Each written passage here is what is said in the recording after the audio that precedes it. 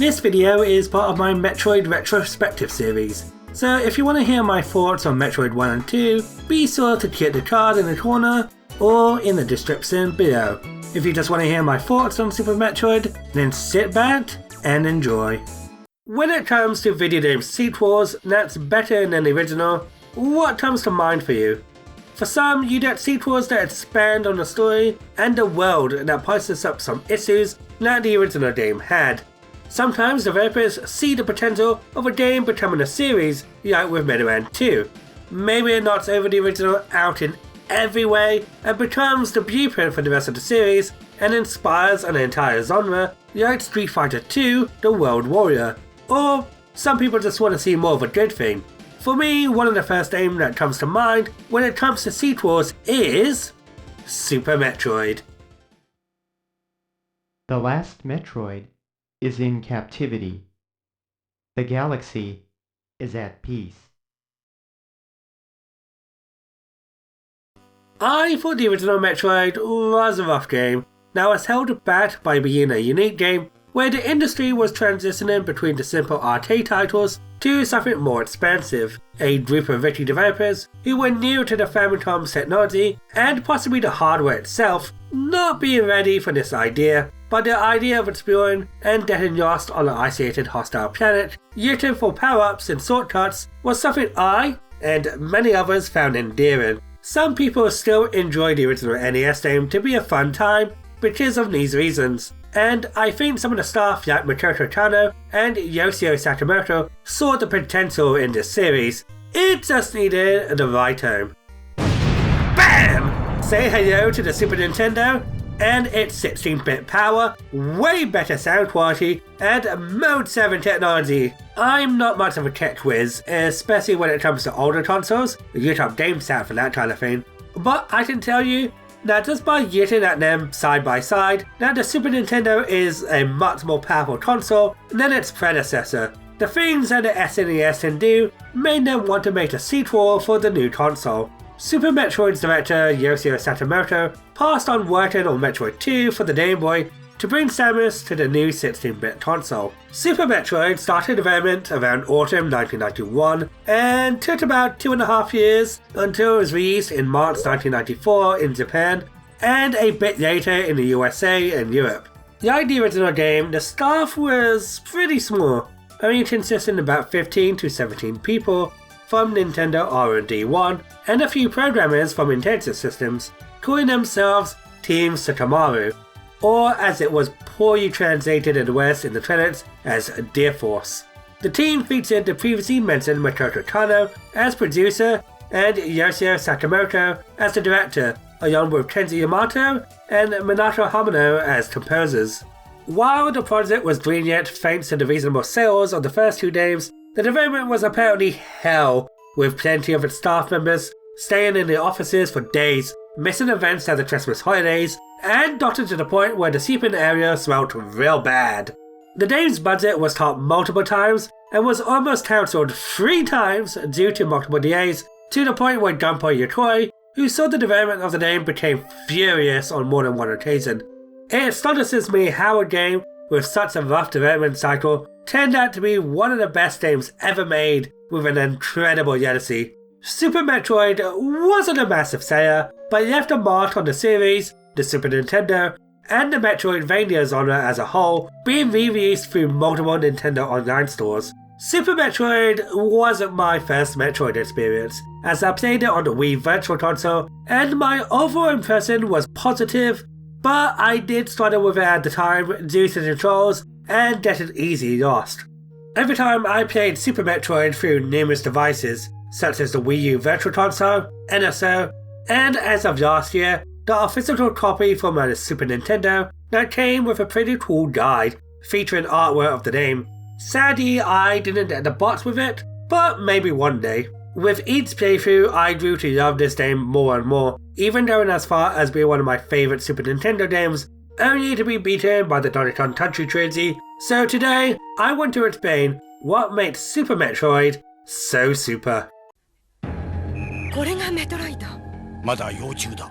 しかしこのエネルギーは人類の役に立つかもしれん。あっ、ヘビーメトロイ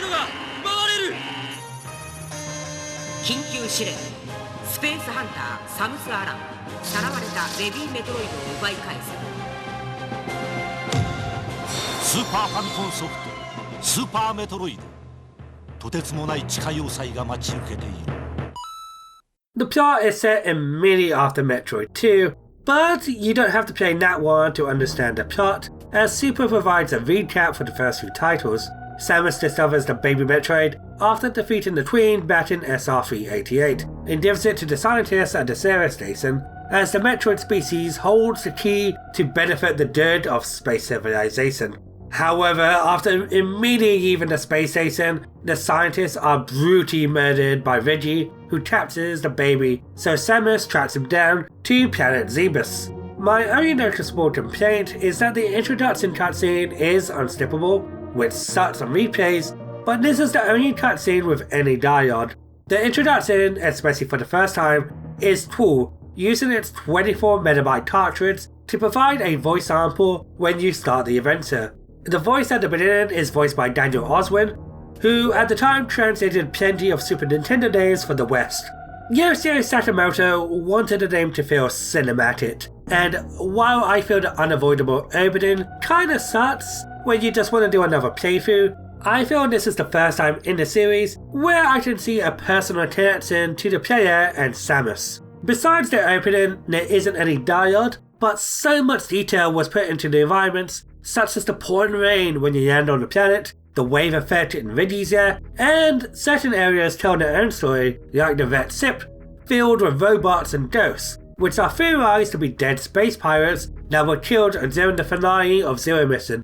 That's more to Zero Mission's credit, but stuff like the failed Metroid experience known as Metroids in Meridia, and the confrontation against the baby right at the end are great use of visual storytelling. There are plenty cool little details throughout the game that didn't need to be there, but gives a bit of life to the Metroid mythos, with one of my favourites being the peaceful aliens you find at the end of the game, and just before the credits roll, you can see them fleeing from the planet in their small ship. Or if you didn't rest in them, you heartless bastards, then you don't see that tiny sprite fly off the corner. While I was doing research for this game, I came across an interview translated by smartpasons.com with one of the programmers of the game, Yasuhiti Fuji, who started a romantic gesture during the beginning of the Draydon boss fight, where the many Draydons spell out the words Keiko love. It's a pretty sweet thing to do, but from the interview itself, it gets that hard to never anymore. The sprites are well detailed, with some amazing yet giant bosses like Kraid and Quatermire, to the way they made separate sprites depending on where Samus is facing. They had one programmer whose job was just to work on her. It's really impressive. The 24MB was put into good use, as this game looks and sounds amazing. The composers, Kenji Yamato, previously worked on the sound effects for Punch-Out, and did music for Famicom Wars, Famicom Detective Club, The Devil Who Stands Behind, and has been involved with the majority of Metroid titles since Super. Minato Hamano is more well known for her work on Link's Awakening, but has composed some tracks for Metroid titles since Super's release, such as Zero Mission and Prime 3. The music is trying to go through a similar environmental feel to Hip Tanaka's music from the first game, and now with working with much better hardware, the music and sound team managed to capture the feel much better, while still managing to be something you can hum to. To this day, this is still my favourite Metroid soundtrack, with only the likes of Prime 1 and 3 that comes even close. Both themes of Meridia are fantastic underwater tracks that give you the feel of being lost in the depths of the ocean, and while I wouldn't listen to the Vet Sip track by itself, it perfectly captures the haunting atmosphere of walking through an abandoned ship. Iconic tracks like Reggie's theme made their debut here. No, the track also plays during Draydon's fight. My favourite tracks include the Red Soil area of Brinstar, the credits theme, and the depths of Meridia. Visuals, music, and storytelling is all good and all, but what makes Super, well, Super? Besides the visual flair, this game features a lot of quality of life improvements, such as better physics, generous health and ammo pickups, dedicated recharge and save stations, and most importantly, a map, which certainly helps from getting lost. Having a map certainly helps to know where you are, but it doesn't hold your hand, as there isn't a dedicated objective marker. Your main goal is to rescue the baby Metroid, which is by defeating the 5 main bosses to enter Turian. But its only hint is right at the beginning of the game if you decide to go through this door where you see a statue that features all the bosses you must destroy. This is helpful as you would likely run miss it on your first playthrough, and for veterans, they can just avoid this door until all the bosses are defeated. Once you get the morph ball and bombs, the world of Zebus is your oyster, as you can pretty much go anywhere as long as you have the right tools and skills. The first time I played this was back on the Wii Virtual Console, which I did get lost in, but that was more of a skill issue on my part than the game itself. Samus has way more kit in her arsenal. On the top of my head, the only thing that was touched was the spider ball. All the beams come back from the previous installments, and this time they stack with one another, no more going back and forth. New to Super are super missiles, which are more powerful than regular missiles, the charge beam, and the power bombs, which basically sends a nuke to the entire room, just other more hidden pathways. Samus also gets an iconic gravity suit that allows her to move free underwater and is resistant to strong heat. The only power-ups I didn't particularly care for were the grapple beam, which feels a bit rough to use, and the X-ray scope. That brings me to possibly Super Metroid's biggest obstacle for newcomers, that being the controls. I've played this game through numerous devices, but I have to say the controller I feel most comfortable with is with the Super Nintendo controller, as using an analog stick, it doesn't sit right for me for this game.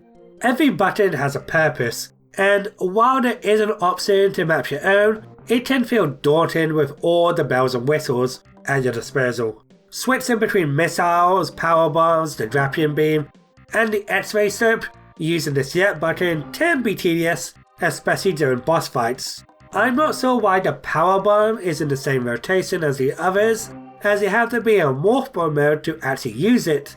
But hey, at least you don't have to pause the game to switch between your tools, and at least you can manually turn off the grappling hook and X-ray in the pause menu.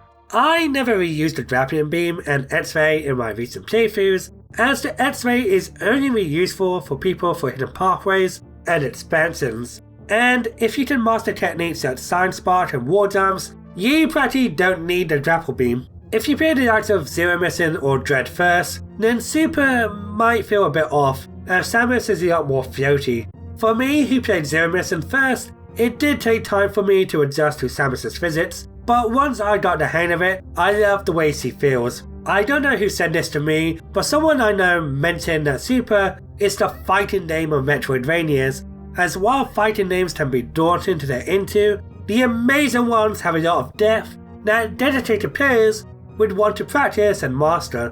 While I'm not amazing at this game, or even good at fighting names, I find both incredibly rewarding and fun to experiment with. Not saying this game is hard to beat, as the game is pretty easy to beat by default, with probably only bosses like Draydon and really being challenging obstacles for newcomers, but more so mastering its techniques and scouting for expansions can be challenging. Super doesn't tell you everything, give you only the basics of wall jumping and Sign Spark technique displayed by these little critters, but the developers reward you for performing the most advanced techniques. The game, at least on the first attempt, will last you a few hours, but thanks to being a sword title, it's easy to jump into and practice to either collect every item or attempt to beat the game as fast as possible, making it highly replayable. You can even skip segments or even shorten the experience if you are good enough with certain techniques. For example, at the beginning of Brinstar, there is a door that can only be opened with a super missile, and normally you would only get your first super missile expansion by defeating the Plant mini-boss, but you can outright skip this boss fight if you are able to perform the multiple techniques in this room to travel across the pitfalls to get the super missile early. The timing can be difficult, but if you can turn into a morph ball in midair at the right time, while in running mode, you can get the expansion early. That's more of an exploitable glitch than anything, but there are techniques that were intentionally designed. Most first timers will adapt to trade and the Varia suit by going to Norfair to pick up the high jump boots, but with a well-timed wall jump, you can get to trade and unlock the Varia suit without setting foot into Norfair. One of the power-ups to debut here was the speed booster that made Samus run like a bullet train and destroy all enemies on the way. But there is more to this ability than just going fast.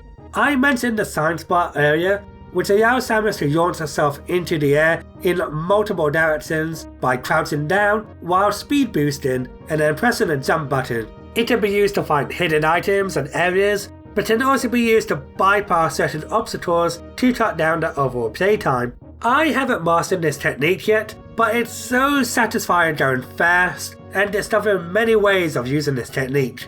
There are plenty of tricks that can get you better gear early or defeat certain bosses. People even have done minimalist runs only picking up these sensors. I'm not much of a completionist, but as someone who values replay value and in-depth mechanics, Super Metroid tickles me in the right places, rewarding me for my skills and curiosity. I played it numerous times and it feels so gratifying beating my old scores. I'm still learning things about Super, and it's one of the most exciting titles to watch, whether that be during events at GTQ or watching friends play it. I implore you, even if you don't get into it the first time or are worried that it might not be your thing, give it another go. I feel that Super is where the developers could finally make the name they wanted to make since the NES days, and where I feel Metroid became the beloved series it was always meant to be.